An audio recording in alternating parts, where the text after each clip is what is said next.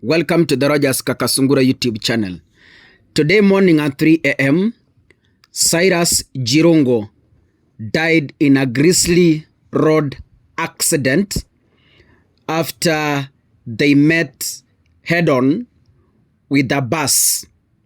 Cyrus Jirongo was the chairperson of YK92, a movement that was formed by the late Daniel Toroitich Arap Moi, a group of young people, actually a movement that he created to campaign for him after the win and after Kenya was declared a multi-party democracy.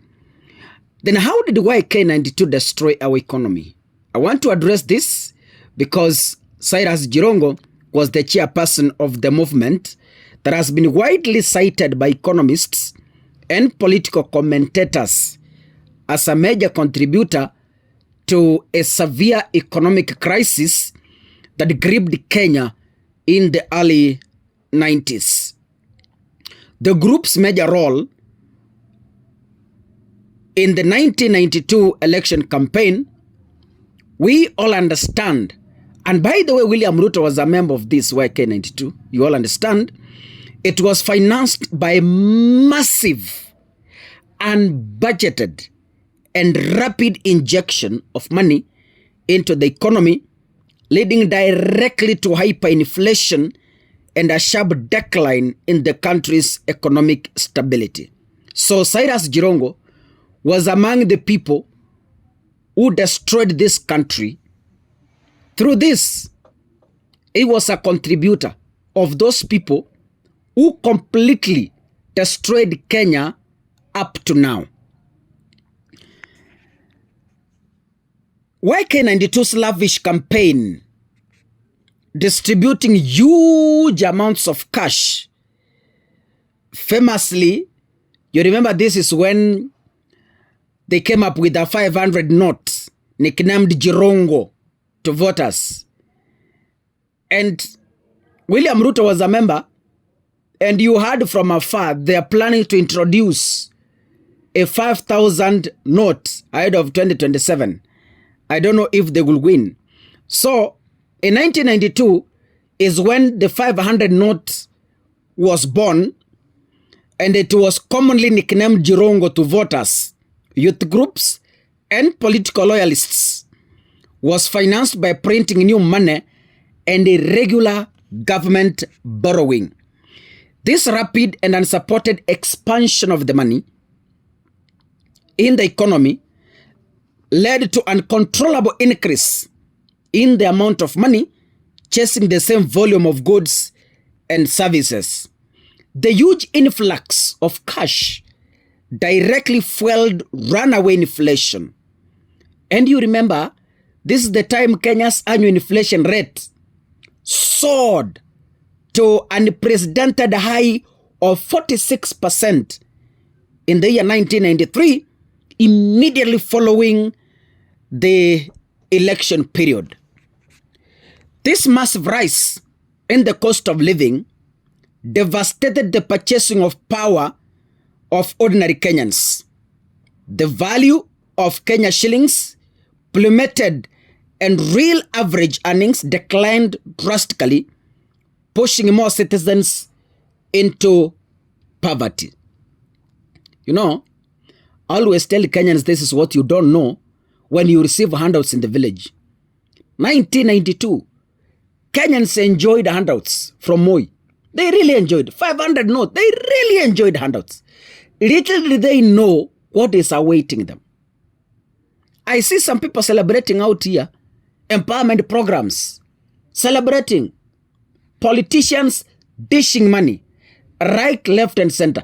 These politicians are students of Moi, and they participated in the 1992 campaigns. You all know them.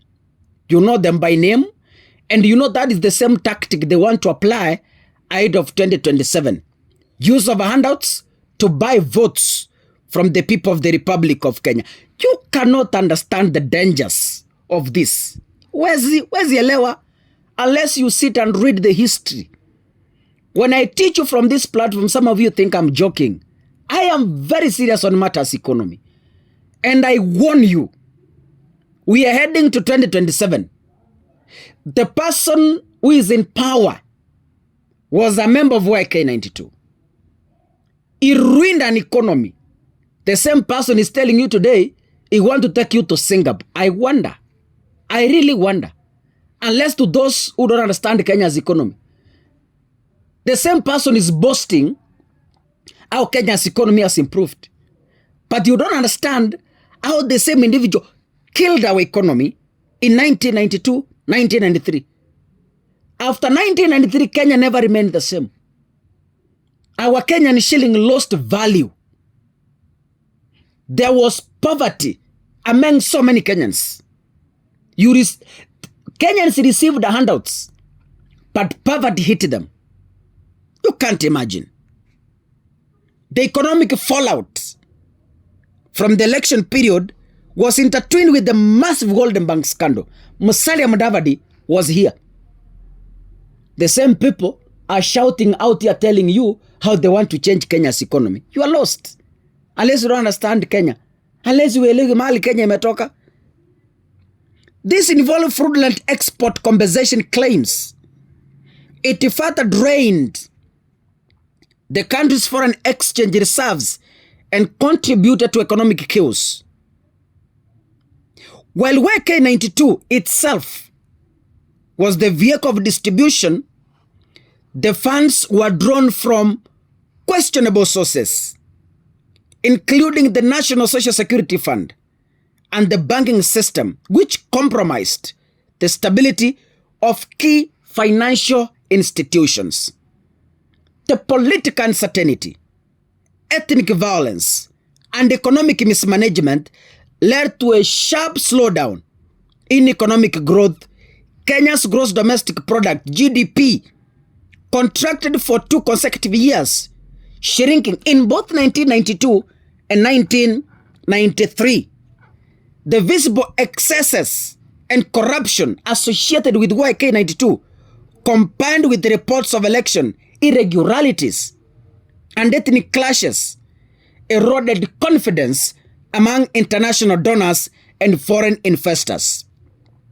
This led to a suspension of critical foreign aid by organizations like the IMF and the World Bank, further starving our economy. YK92's role, where Jirongo was the chairperson, as the primary conduit for dispensing freshly printed money, is generally regarded as the direct cause of the hyperinflation and the fiscal indiscipline that defined Kenya's severe economic crisis in the post-1992 election period. So, ladies and gentlemen, the people killed our economy, the people who destroyed the economy between 1992 and 1993, they are well known. It's only boys, it's only idiots, and those who do not understand what Kenya means are the ones celebrating the Singapore mantra, are the ones celebrating the first world country. Those people don't understand. The person who destroyed an economy 32 years ago, how can he be the same person who wants to take you to Singapore? The contributor of where we are today is the one leading you. How possible is that? Some dreams are completely invalid. God bless you, ladies and gentlemen. See you in the next episode. Asanteni sana.